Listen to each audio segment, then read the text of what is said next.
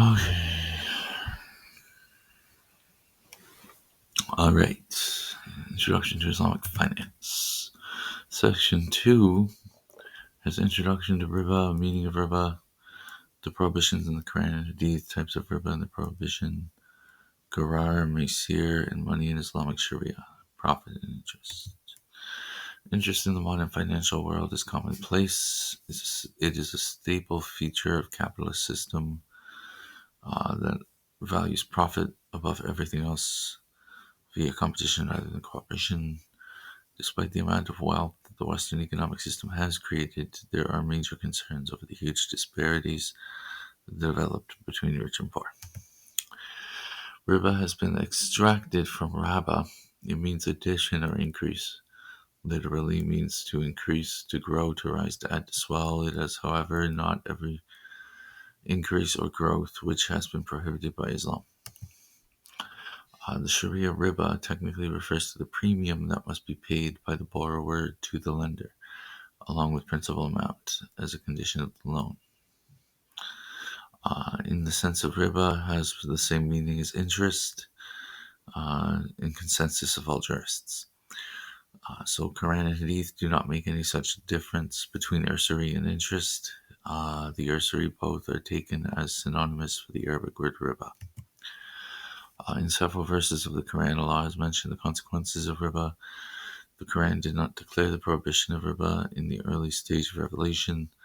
Rather, we find that the complete prohibition of interest came sequentially later on. The avoidance of riba, literally excess grant, increased growth, whether in loans between creditor and debtor, or in trade with simple commodities. Any contractual surplus payable on principle of debt. The debt may arise from a loan or an interior transaction. The mode of payment does not matter. 4 stages. Compare riba with zakat and charity. Attach practice of riba with the Jews consider practice as iniquity, prohibiting the practice of charging double and multiple riba, and conclusively prohibiting all forms of riba. Any excess over capital disallowed. And there are many ayah in the Holy Quran, many of them that deal with this sort of thing. There's a number of narrations of sunnah and the prohibition of riba. Some of the narrations give general prohibitions of riba. Example, the Prophet subhanahu wa ta'ala cursed the receiver and the payer of riba, the one who records it and the 2 witnesses to the transaction, and said they are alike in guilt. So whether you're charging interest or being charged interest, it is the same. Abu Hurairah narrated that the Prophet ﷺ said God would not allow the 4 persons to enter paradise to taste its blessings. He who drinks wine, he who takes riba, and he who usurps an orphan's property without right, and he who is undutiful to his parents. Prohibition of riba in a loan. Interpretive efforts, what amounts to trade and usury. Sunnah of the Prophet, gold, silver, gold for gold, silver for silver, wheat for wheat, barley for barley, dates for dates, salt for salt, like for like, equal for equal, and hand-to-hand spot.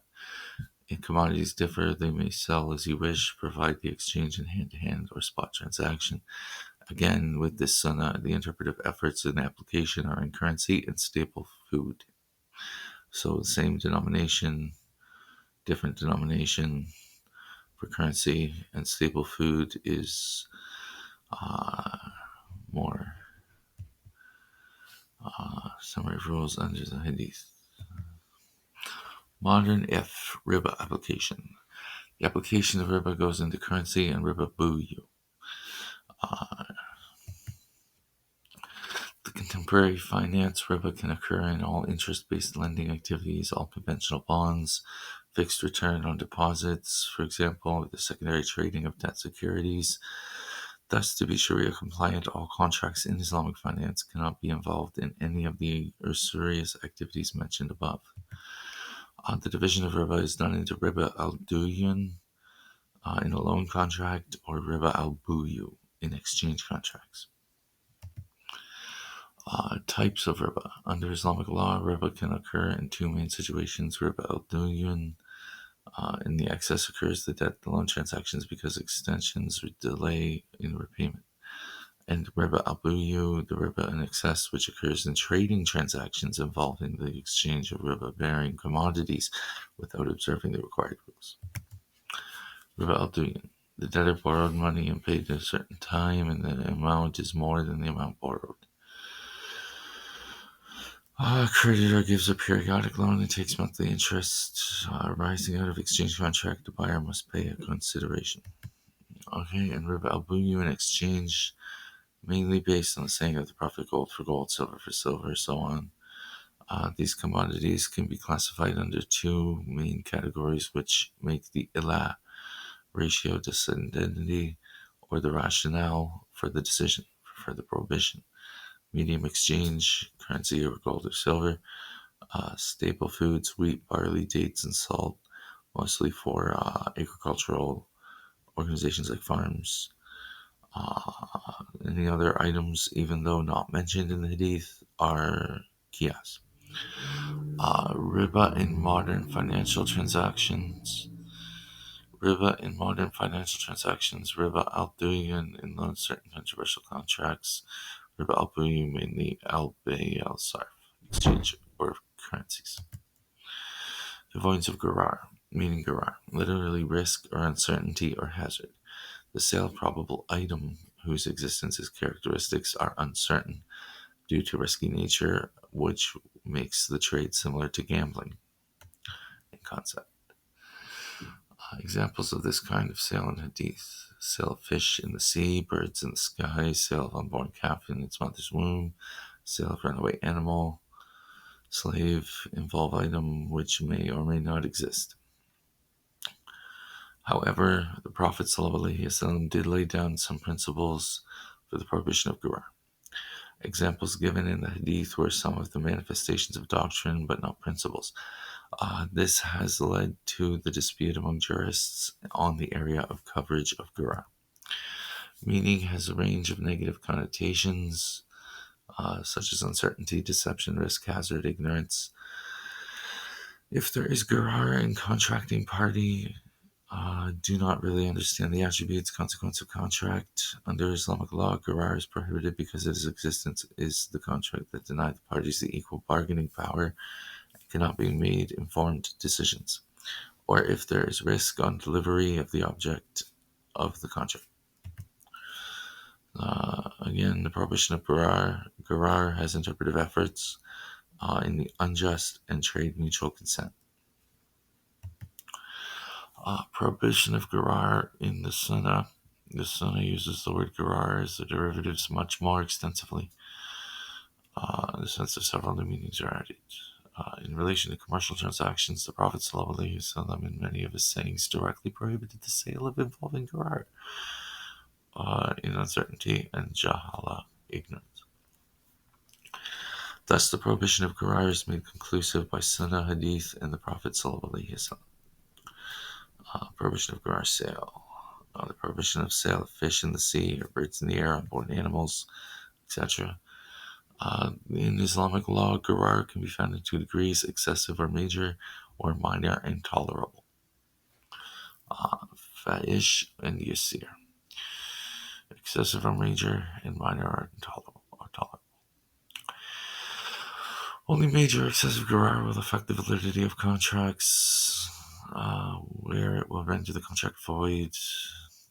Gharar affects trading and exchange contracts. In banking and finance, gharar can be triggered in the sale contract or create an indebtedness if the asset used is certainty vaguely. Broadly speaking, gharar will affect the validity of contract if it occurs in these areas.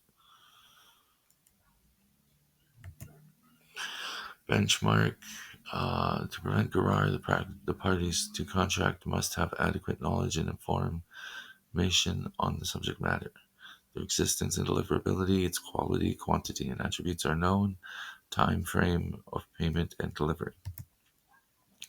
However, gharar is tolerable if it is trivial, it occurs in other than exchange contracts, such as a gratuitous contract. It happens in ancillary object appendages only, not the principle of the main subject matter of contract. And the economic need for the contract embodying the risk is substantial. The things to be avoided is transactions involving prohibited commodities, pork liquor, transactions involving gambling or maisir kimar, involving the creation of risk and the sake of risk. Competitive relationships between two contracting parties apply all games of pure chance. No economic activities are gained in the practice. The gambler will simply seek to amass wealth without efforts. Gambling is garar in its worst scenario, prohibited by Al-Quran in Surah Al-Ma'idah 590. And there are transactions involving prohibited commodities. Commodities has been spelled out clearly in texts of the Quran and the Sunnah of the Prophet Sallallahu Alaihi Wasallam. Messenger of Allah Subhanahu Alaihi Wasallam cursed the devourer of riba and the constituent, and the one who acts as witness to it, and the one who acts as notary to it.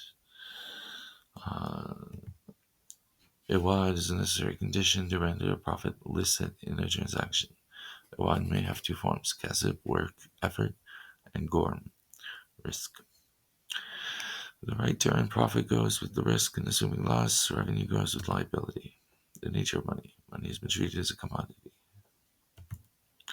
In Islam, money and commodity have different characteristics and uses.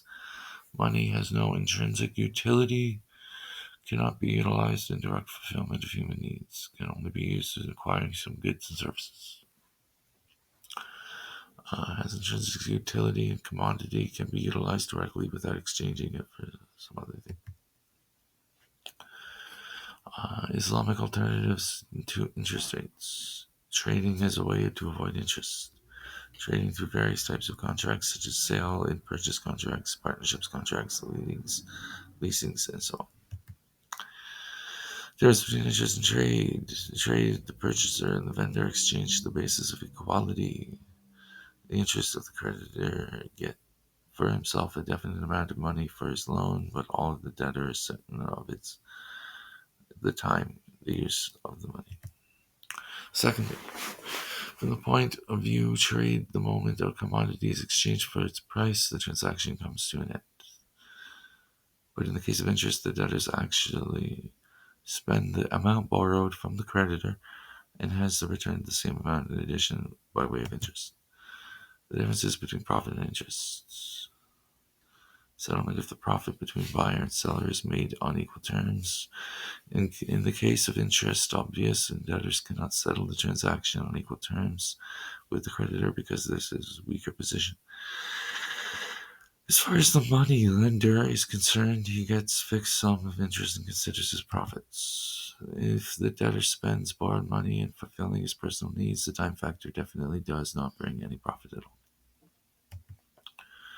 The differences between profit and interest. Number two, the trade charges is profit, however high it may be, once for all, but money lender goes on charging interest over and over again. Difference between profit and interest. The transaction and trade comes to an end as soon as the article and its price change hands, after the buyer is not required to return anything to the seller.